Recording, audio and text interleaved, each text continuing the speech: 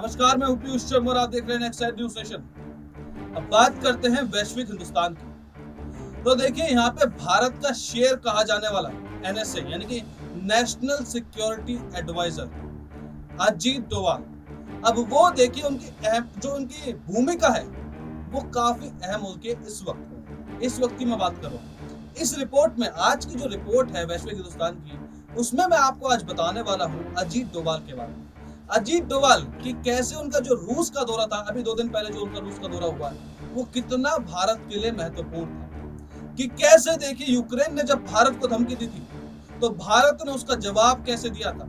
और साथ ही साथ देखिए कि यहाँ पे जो रशिया है, जो भारत और रशिया के जो टाइज हैं, जो उनके बीच में संबंध है, जो कितने गहरे हो गए हैं। और इस संबंध से देखिए पाकिस्तान और चाइना कितना घबरा गया है, आज इस रिपोर्ट में मैं आपको बताने वाला हूँ। देखिए हमारी एक खास रिपोर्ट।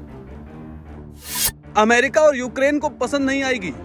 करीब 6 महीने से चल रहे रूस यूक्रेन युद्ध के बीच मंगलवार को भारत के एनएसए अजीत डोभाल मॉस्को पहुंचे। अपने रूसी समकक्ष के साथ उनकी तस्वीर भी सामने आई, जो अमेरिका और यूक्रेन को पसंद नहीं आएगी। लेकिन कहा जा रहा है कि डोभाल रूस को यूक्रेन के साथ अपने युद्ध में अमन को स्वीकार करने के लिए मनाने की कोशिश कर सकते हैं। डोभाल की मुलाकात बुधवार को अपने रूसी समकक्ष निकोलाई पेशुत्रेव से हुई थी। फिलहाल रूसी राष्ट्रपति पुतिन ने उनकी मुलाकात को लेकर कोई पुख्ता जानकारी सामने नहीं आई है। न्यूज वेबसाइट न्यूज 18 ने सूत्रों ने हवाले से बताया कि अमेरिका और फ्रांस व जर्मनी जैसे यूरोपीय देशों मॉस्को को सीज फायर के लिए राजी करने के लिए भारत पर भरोसा कर रहे हैं। साथ ही साथ पश्चिमी नेता यूक्रेन के राष्ट्रपति व्लादिमीर जेलेंस्की पर सीज फायर के लिए सहमत होने और रूस के साथ समझौते करने के लिए बातचीत शुरू करने का भी दबाव बना रहे हैं।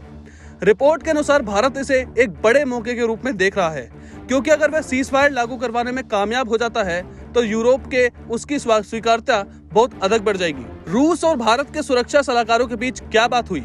इस यात्रा का एक दूसरा अहम पहलू भारत की डिफेंस सप्लाई को समझना है, जो भारत की रक्षा तैयारियों के लिए बेहद महत्वपूर्ण है।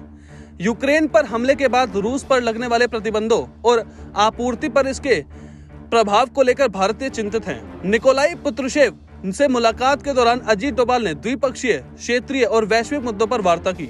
दोनों पक्षों ने सुरक्षा के क्षेत्रों में द्विपक्षीय सहयोग से संबंधित मुद्दों के साथ साथ क्षेत्रीय और अंतर्राष्ट्रीय एजेंडे के तहत संयुक्त मुद्दों पर चर्चा की। यूक्रेन ने भारत से की हस्तक्षेप करने की अपील। फरवरी में भारत में यूक्रेनी दूत ने पीएम मोदी से पुतिन को रोकने में मदद करने और यूक्रेन पर उनके हमले की निंदा करने के लिए हस्तक्षेप करने का आग्रह किया था। इगोर पोलिखा ने लिखा था कि भारत को पूरी तरह से अपनी वैश्विक शक्ति का इस्तेमाल करना चाहिए। पीएम मोदी एक सम्मानित नेता है। रूस के साथ भारत की विशेष भागीदारी है। मुझे नहीं पता कि पुतिन कितने नेताओं की बात को सुनेंगे, लेकिन मुझे भरोसा है कि पीएम मोदी की शक्तिशाली आवाज वो जरूर सुनेंगे। रूस यूक्रेन युद्ध पर भारत का रुख। पीएम मोदी ने मई में कहा था कि रूस यूक्रेन युद्ध में कोई भी पक्ष विजेता नहीं होगा और सभी हार जाएंगे। उन्होंने कहा था कि शांति और वार्ता ही देशों के बीच जारी संघर्ष का समाधान एकमात्र तरीका है। हालांकि भारत ने अभी तक यूक्रेन पर रूसी आक्रमण की निंदा नहीं की है। भारत अपने इस बयान पर कायम रहा है कि कूटनीति और बातचीत के माध्यम से संकट का समाधान किया जाना चाहिए। वहीं अजीत डोभाल के रूस दौरे का यूक्रेन ने तीखे शब्दों में विरोध किया है। यूक्रेनी विदेश मंत्री का तल्ख बयान। एक सवाल के जवाब में यूक्रेन के विदेश मंत्री दिमित्री कुलेबा ने कहा कि जब भारत रूसी कच्चा तेल खरीदता है तो उसे यह समझना होगा कि छूट का भुगतान यूक्रेन के खून से करना होगा। भारत को मिलने वाली रूसी कच्चा तेल के हर बैरल में यूक्रेन का खून एक अच्छा हिस्सा होता है। हम भारत के लिए मित्रता से और खुले हैं। मैंने भारतीय छात्रों को निकालने में समर्थन किया। हमें भारत से यूक्रेन को अधिक व्यावहारिक समर्थन की उम्मीद थी। रूसी दूतावास ने दी जानकारी।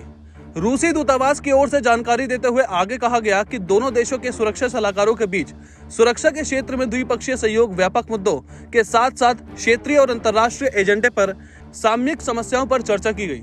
इस दौरान बताया गया कि दोनों सुरक्षा सलाहकारों अपने अपने देश की सुरक्षा परिषदों के बीच बातचीत जारी रखने पर सहमत हुए हैं। भारत को कच्चे तेल की आपूर्ति कर रहा है रूस। बता दें कि अजीत डोभाल की यह यात्रा ऐसे समय में हो रही है जब यूक्रेन संघर्ष के बीच भारत अपनी ऊर्जा सुरक्षा सहित कई मुद्दों पर रूस के साथ लगातार बातचीत कर रहा है। हाल ही में एक अमेरिका मीडिया रिपोर्ट में इस बात का दावा किया गया था कि रूस जून में सऊदी अरब को पछाड़कर भारत को कच्चे तेल की आपूर्ति करने वाला दूसरा सबसे बड़ा देश बन जाएगा। इंडस्ट्री मिनिस्टर भी हैं रूस के उप प्रधानमंत्री। दरअसल डोभाल का रूस का एनएसए के अलावा वहां के डिप्टी पीएम के साथ मुलाकात करने के पीछे भी एक खास कारण है। डिप्टी पीएम डेनिस मानुतरोव ही इस समय वहां के इंडस्ट्री व ट्रेड मिनिस्टर भी हैं। उन्होंने डोभाल के साथ बैठक में inter governmental Russian Indian communication for trade, economic, scientific, technological and cultural corporation के साथ रूसी चेयरमैन की हैसियत से हिस्सा लिया था।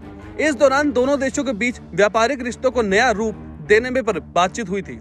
साथ ही परस्पर हित वाले सभी एरिया को लेकर चर्चा की गई। युद्ध के कारण देश विदेश के हितों से जुड़े मुद्दों पर होगी बात।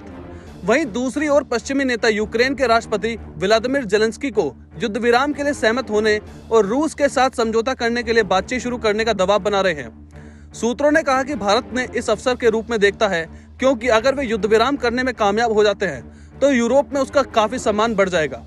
इस यात्रा का एक अन्य महत्वपूर्ण पहलू भारत को रक्षा आपूर्ति कराना है। दरअसल भारत रूस पर वैश्विक प्रतिबंधों और भारत को आपूर्ति पर इसके प्रभाव को लेकर चिंतित है।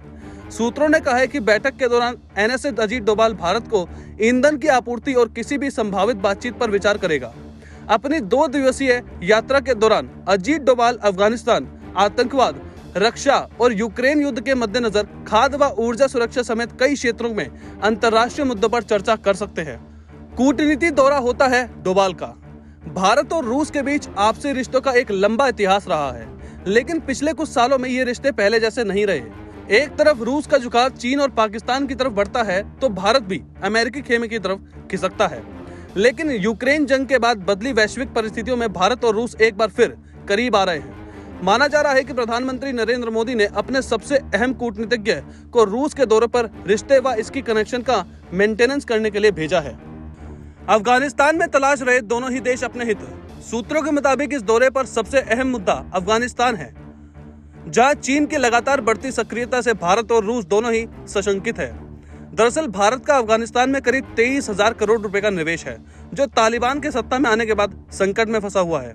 भारत नई रणनीति के तहत रूस के जरिए अफगानिस्तान में अपनी वापसी चाहता है, जिसके नई तालिबान सरकार के साथ अच्छे संबंध है। रूस भी अफगानिस्तान में मौजूद लाखों करोड़ों रुपए की बेशकीमती खनिज पदार्थों पर नजर टिकाए हुए है।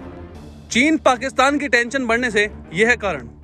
यही बात चीन और पाकिस्तान की टेंशन बढ़ा रही है कि चीन अपने सिल्क रूट यानी belt and road initiative BRI के हिस्से के तौर पर पाकिस्तान में बन रहे CPEC को आगे बढ़ाकर अफगानिस्तान को भी उसमें शामिल करना चाहता है। इसमें चीन की यूरोप तक सीधी पहुंच हो जाएगी, जो उसके दुनिया की रॉ मटेरियल फैक्ट्री होने का कारण बेहद काम आएगी। इसके अलावा चीन ने भी अफगानिस्तान में बड़े पैमाने पर निवेश किया हुआ है। उसकी निगाहें भी अफगान खनिज पर है, खासतौर पर यूरेनियम और लिथियम, जो दुनिया में सबसे ज्यादा अफगानिस्तान में ही है। ऐसे में भारत और रूस की वहां मौजूदगी उसकी योजना को खराब कर सकती है। तो देखा कैसे आपने कि भारत और रशिया के बीच में गहराते हुए संबंध से चीन और पाकिस्तान का देखिए बैंड बच चुका है। यहाँ पे देखिए उनकी जो चीन और पाकिस्तान वो एक तरह से देखिए बौखला गए हैं। लगातार देखिए चीन जो है वो हमारी LAC पे यानी कि लाइन ऑफ एक्चुअल कंट्रोल पे अपने विमान को भेज रहा है, भारत को डराने की कोशिश कर रहा है। लेकिन यहाँ पे अजीत डोभाल जो है वो भारत के लिए देखिए एक बड़ा ही रणनीतिक विचार लेके यहाँ पे देखिए कि रूस और भारत के बीच में जो संबंध है उसको मजबूत करने के लिए रशिया गए थे, रूस गए थे और देखिए वो वहां से बहुत कुछ लेके लौट का है। तो फिलहाल वैश्विक हिंदुस्तान में इतना ही। आप देखते रहिए नेक्स्ट टाइम न्यूज़ सेशन।